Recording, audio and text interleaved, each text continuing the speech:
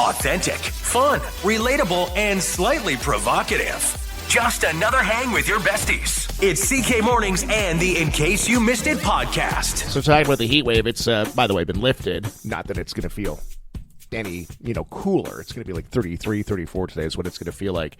But remember back in the winter when all that snow was falling, and remember Barrie was like buried in snow for quite a while. And they were having like emergencies, and they were a state of emergency for months because of all the snow they got. They had more snow than they've ever had. Mm-hmm. So what the city of Barrie did is when they collected the snow, they brought it to their city works building, right, and dumped it all in one spot. Okay. That snow mountain at one time was 18 stories high. All the snow that they had been pulling out the streets was 18 stories high. I never thought about the fact they kind of have to pull it away and put it somewhere. That didn't dawn on me. It's not gone yet. No? The snow mountain is still there in Barrie. Driving home on Saturday, I flip on the radio in the Barrie area. I got a buddy who works in the Barrie radio station, so I was listening. And they were talking about the Barrie Snow Hill, which is still...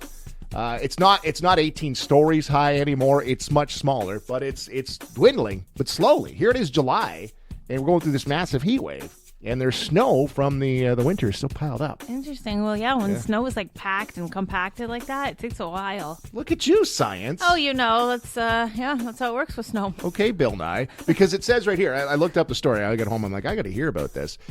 Is that they did a little differently, kind of like when you like at a dump. They push all the garbage together, right? Like they just keep pushing it together. That's what they did with snow. They just compacted it and moved it and tightened it up. And so, yeah, it takes a while for it to melt.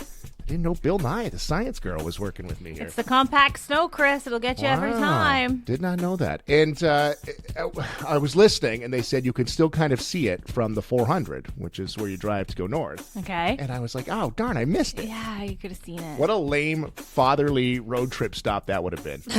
There's the snow hill, the compact snow. We're going to the city works department. We're going to see the It's snow from the winter.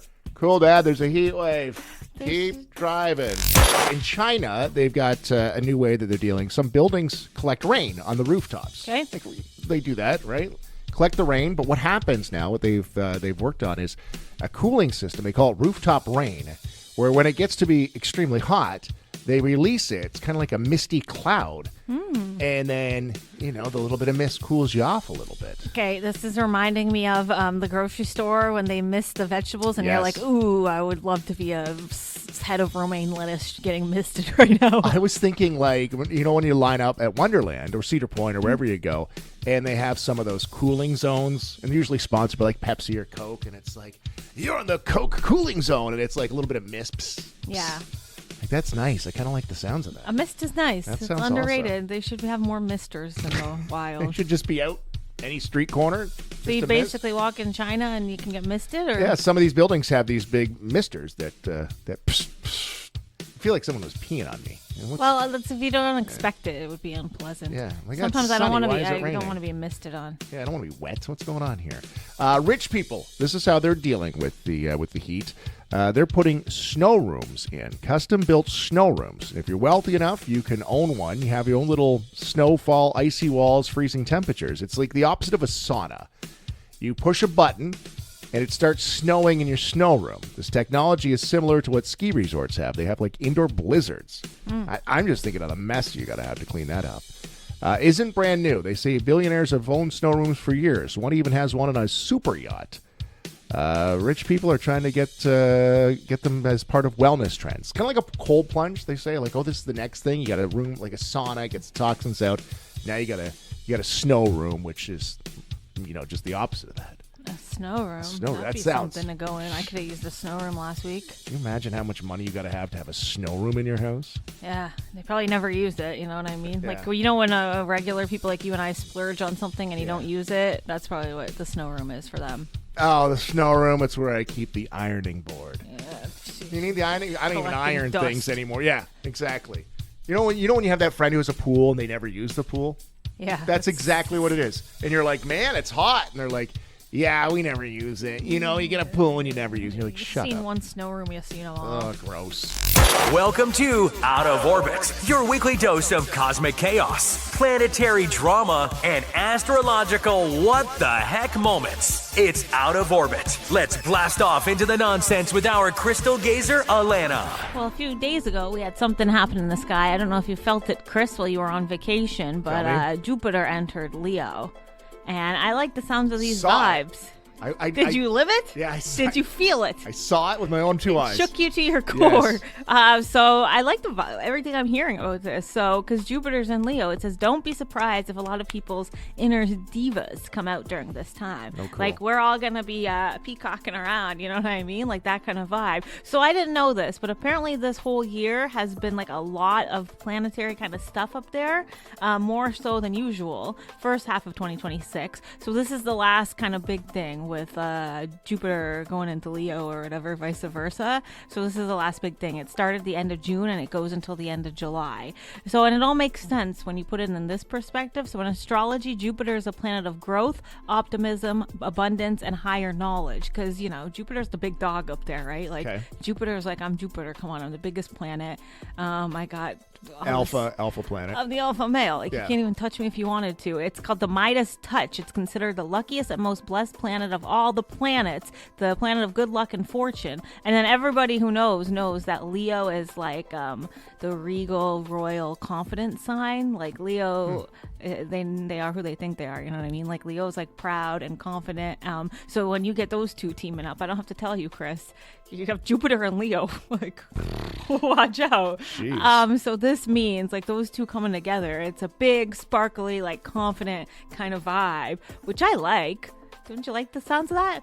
The last time this happened was the summer of 2014 to 2015, which really sit and think about the 2014-2015 period. Like that was fun. Life was fun. For you, maybe. Well, yeah, I was in college. Yeah, you were in college. That was the last time I lived a little. So I'm excited to bring those vibes back. So everyone during this time should be channeling your inner diva, your inner celebrity, shamelessly marketing yourself right now.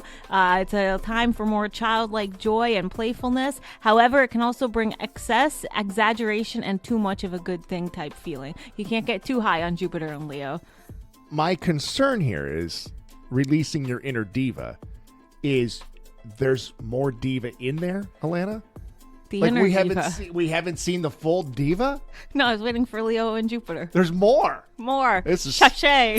Mercury's moonwalking, Venus is starting beef, and the full moon's got everybody texting their ex. Alannah's got the universe's finest messes decoded just for you every Monday on Out of Orbit.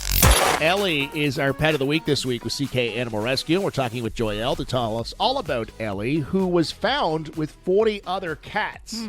So it's not a surprise. It says here that Ellie likes the attention from her people. I guess if you're one of 40 cats. Yeah, it's no good. No place for a cat. How's Ellie doing there, Joyelle? Tell us about Ellie. She's doing very well. So it took her a little bit to adjust to, you know, being in a home and giving and receiving love. That was something that she had to kind of learn. So she's come a long way. She's funny. She likes to play. She likes to kind of paw at her foster mom to get her attention. And yes, she gets along well with dogs, cats, pretty much anybody. She would do well having a friend or two because I don't think she's ever been on her own. Oh, 40 people, maybe one or two friends would be like nice. Jarring, Yeah, that would feel great to her, just having one or two other pets around. But yeah, she's a little bit shy at first. She warms up quickly, and she's a good-looking cat. Oh, so she seems like pretty flexible, like any household. You live through really. 40 other cats in a place. Like, you learn to adapt. Yeah, I think she's going to be all right. Ellie, take a look at Ellie online on our website at 943CKSY.com. And then you have a bunch of fundraising events coming up, Joyelle. Give us the rundown on those. We got a few things coming up. On July 12th, there's the Blenheim Dog Wash at Blenheim Pet Value on Chatham Street North. That's from 11 till 3, cash only. And then on July 18th, the Tilbury Legion has a 50-50 draw and a meat draw, and that's from 3 till 5, cash only. And there are 3 draws every half hour.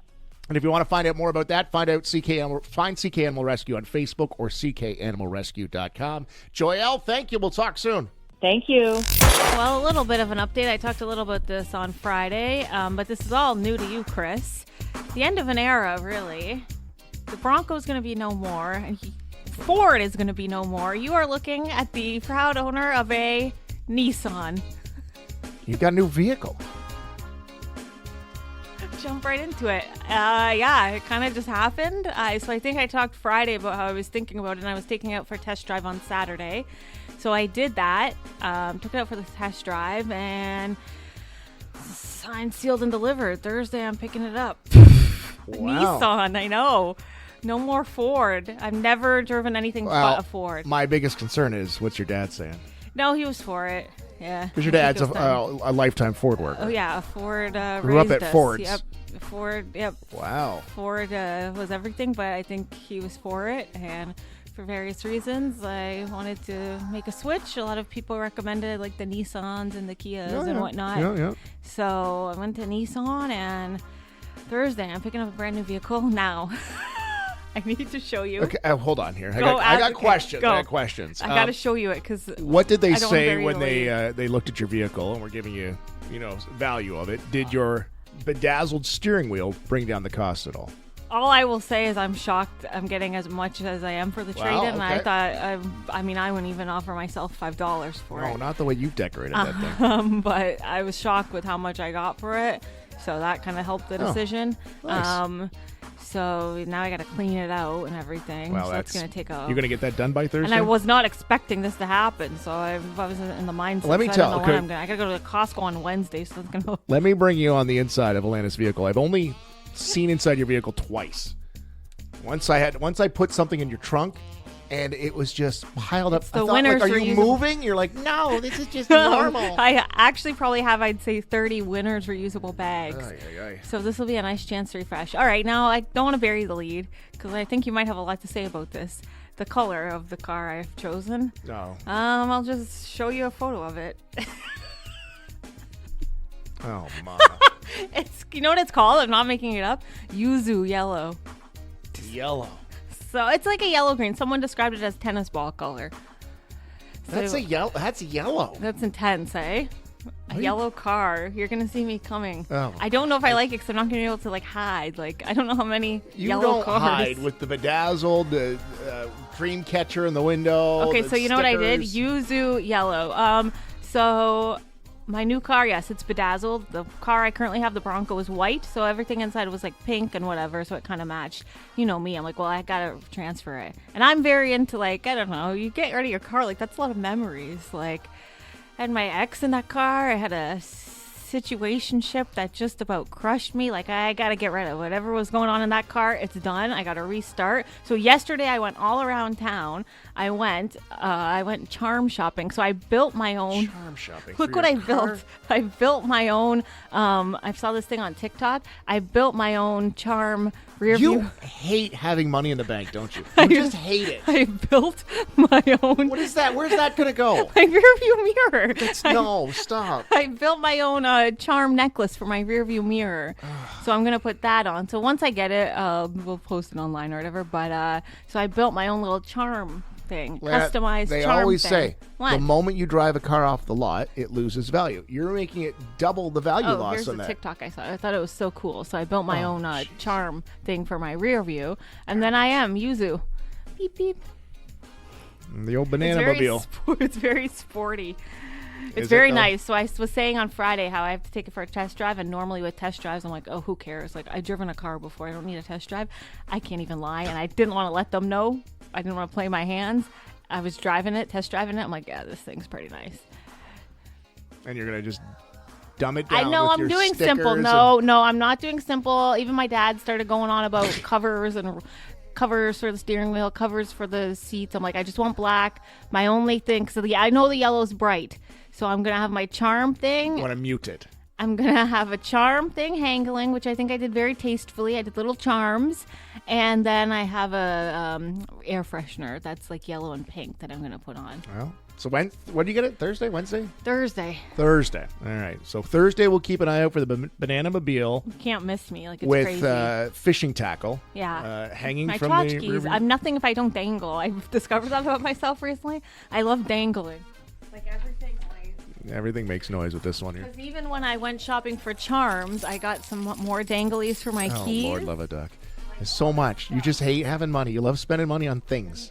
I have it. I got charms coming off my purse. You might want to look at buying a trailer, too, with the amount of junk you carry around. It's not junk. Just there's a lot of stuff in there.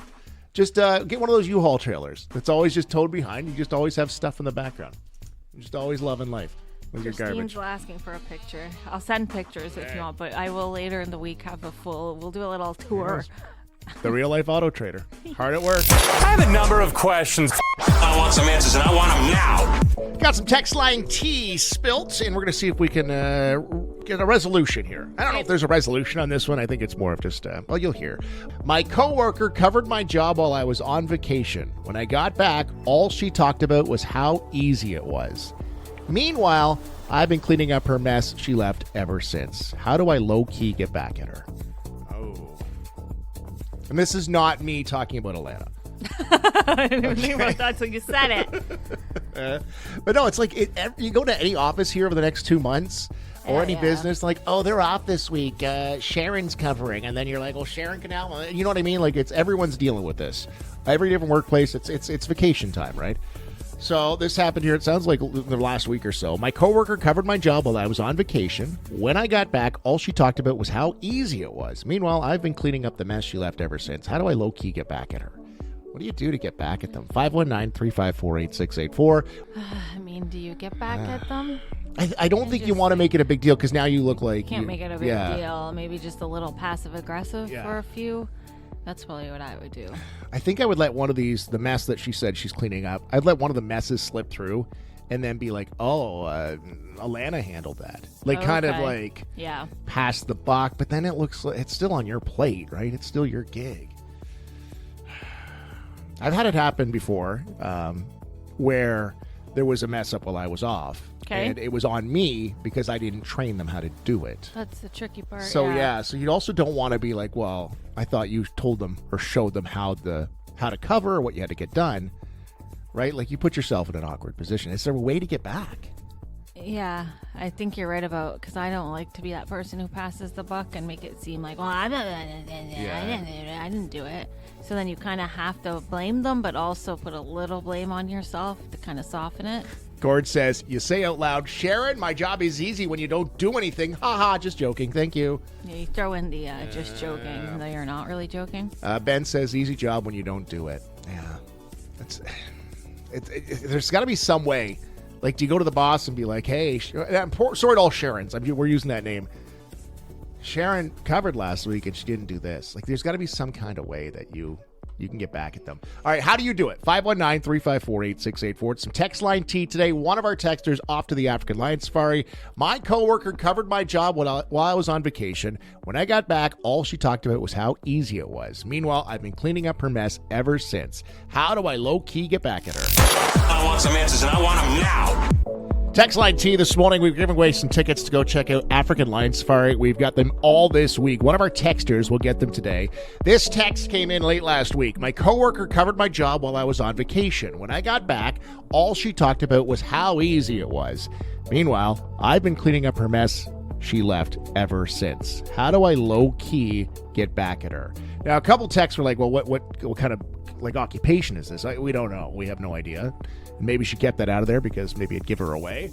But give us your thoughts. How do you get back at her? A couple of texters say there's no way to get back at her. I was going to say, like, that's kind of the, I would say the main thing people are saying. Like, Christine says silence is the biggest voice, do nothing, and never have her cover for you again. Constance says there's no getting back, knowing you do it properly and they didn't. And you just have to kind of know internally, like, it's not an easy job.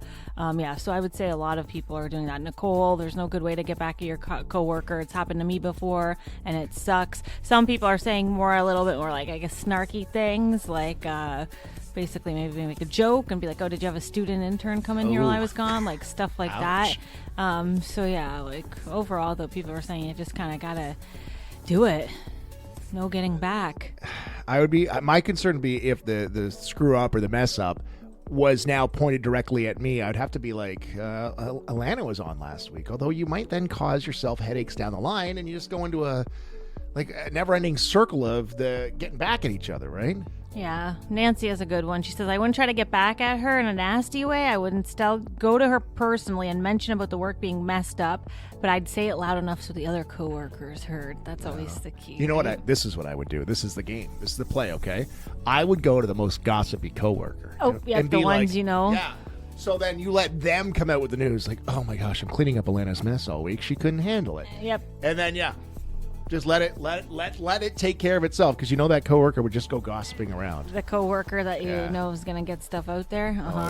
The entertainment world has been buzzing since mid last week when we got word that the Taylor and Trav wedding were going down on Friday, and everybody who was anybody was there. So no surprise that our very own Allanah Wills scored herself an invitation, and she is live in New York still here this morning. Let's go live in the scene. Boots on the ground, ladies and gentlemen. Allanah Wills in New York. Allanah, can you hear me? I can hear you barely over the traffic. Speaking of buzzing, Chris, though, but like you said, the Big Apple, the city that never sleeps, I'm here. I'm still living on the high of the Taylor and Travis wedding Friday at Madison Square Garden. So I'm actually still here outside of Madison Square Garden, if you can believe it. This is my question, Allanah. Why are you still there? You know, it's expensive, this city. I can't afford a ticket back quite yet, but I'm working on that. I did help pay for half this ceremony, so I can't believe I got this invite.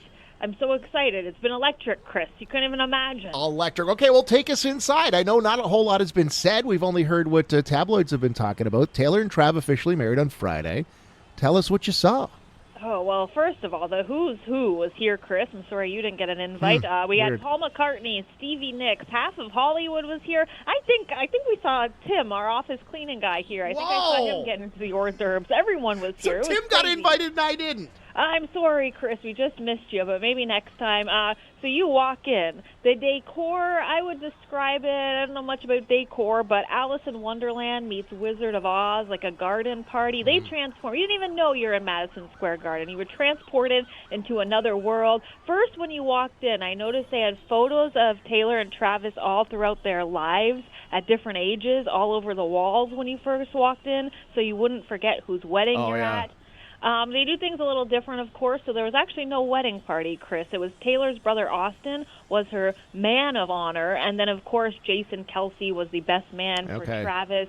They had the Kelsey kids, Jason and Kylie. Their kids were the flower girls, throwing petals. Everyone was having a great time. So cute. They grow up so fast. Taylor walked down the aisle. Her walk-up music was one of her own songs, played live on strings, again, so you don't forget whose wedding you're at. This is the crazy part, Chris. Okay. Once again, I'm so sorry you missed this. You would have loved this. Adam Sandler officiated the ceremony. I wouldn't believe it with my own two eyes unless I was here watching it, but he officiated the ceremony. Adam Sandler, he had an original song for the couple. It was funny, but it was... Wait, hold on. Adam Sandler had a song for the couple. Oh, you know Adam Sandler. Classic Adam Sandler. He's always singing, The having a good Hanukkah time. song. That guy? Yeah, the Hanukkah song guy.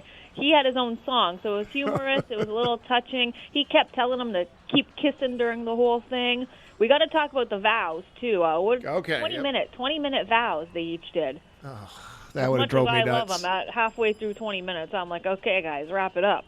Open bar? Open bars all over the place. It was crazy. All kinds of fancy food. I can't even pronounce some of the food they had, but they had bars everywhere. They also had like carnival games. They had some skee balls, some miniature golf, a football ring toss, of course. Guess your weight. Yeah. Wow. The raffles, too. Get a load of this. We're used to, like, the meat draws and the liquor raffles, right? But they were raffling off Mustangs, Chanel, Dior bags, Cartier watches, all kind of high-end items. What was this, the Kinsman Fair? It was pretty close. I didn't even have to leave Chatham-Kent pretty Why much. did you? I still did. I don't know. Now, you did mention you've been listening to the tabloids. I might get in some big trouble here because Taylor and Travis actually had to sign a warning. So I had to sign a little NDA before I entered, but, I kind of forged that a little bit, so I don't know. There was an agreement of confidentiality, so I'm not supposed to be talking right now. I might get sued. Also, a no phone rule. So you weren't allowed to take social media pictures or anything like that. Those are supposed to be non-existent. I couldn't help myself, though, Chris. There's some photos leaking online already of the inside of the ceremony. I won't confirm or deny if I was responsible for those, but we are getting little peeks of what it looks like inside. Like I said, garden paradise inside. It was crazy. We had boots. We still have boots. When are you coming back? Not sure. We got the wedding gift was a handkerchief monogrammed with Taylor and Travis and her song lyrics. So if I can get some cash for that, I'm going to try to sell that to a guy selling some street meat on the corner here of 5th and Park Avenue. If he's giving me enough money for it, I can get my ticket back home. Then I'll be back in the studio. Otherwise, you travel like the Carneys do in the Travis Taylor wedding party. Yeah, I might have to make my rounds. Getting her done across North America. Well, Allanah, we're honored to have you here after such a trip. You got to take in one of the weddings of the century from Hollywood, I guess New York City, the Big Apple. Can't believe I'm here live reporting from outside Madison Square Garden. It's Allanah Wills. I'll throw it back to you in the studio, Chris. The Americans celebrated their July 4th holiday over the weekend. I don't know if you heard anything about it. They usually keep that pretty quiet.